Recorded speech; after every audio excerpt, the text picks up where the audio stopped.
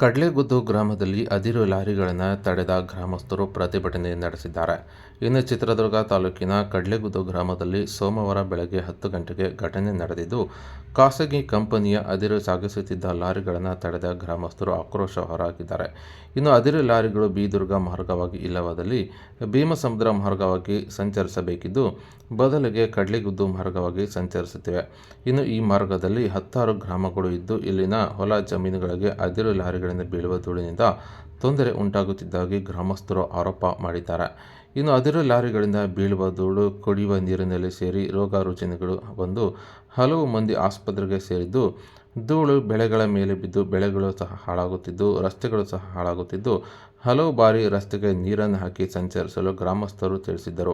ಇನ್ನು ಇದಕ್ಕೂ ಲೆಕ್ಕಿಸದ ಅದಿರು ಲಾರಿಗಳು ಈ ರಸ್ತೆಯಲ್ಲೇ ಸಂಚರಿಸುತ್ತಿದ್ದು, ಇದರಿಂದಾಗಿ ರೊಚ್ಚಿಗೆದ್ದ ಗ್ರಾಮಸ್ಥರು ಸೋಮವಾರ ಬೆಳಗ್ಗೆ 10 ಗಂಟೆಗೆ ಲಾರಿಗಳನ್ನು ತಡೆದು ನಿಲ್ಲಿಸಿದ್ದು ಪ್ರತಿಭಟನೆ ಮಾಡುತ್ತಿದ್ದು, ಸ್ಥಳಕ್ಕೆ ತಹಶೀಲ್ದಾರ್ ಹಾಗೂ ಜಿಲ್ಲಾಧಿಕಾರಿಗಳು ಭೇಟಿ ನೀಡಬೇಕೆಂದು ಹಾಗೂ ಸಮಸ್ಯೆಗೆ ಶಾಶ್ವತ ಪರಿಹಾರವನ್ನು ಕೊಡುವಂತೆ ಆಗ್ರಹ ಮಾಡಿದ್ದಾರೆ. ಅಷ್ಟೇ ಅಲ್ಲದೆ ಯಾವುದೇ ಅಹಿತಕರ ಘಟನೆಗಳು ನಡೆಯದಂತೆ ಈಗಾಗಲೇ ಗ್ರಾಮದಲ್ಲಿ ಹೆಚ್ಚಿನ ಪೊಲೀಸರನ್ನು ಸಹ ನಿಯೋಜನೆ ಮಾಡಲಾಗಿದೆ.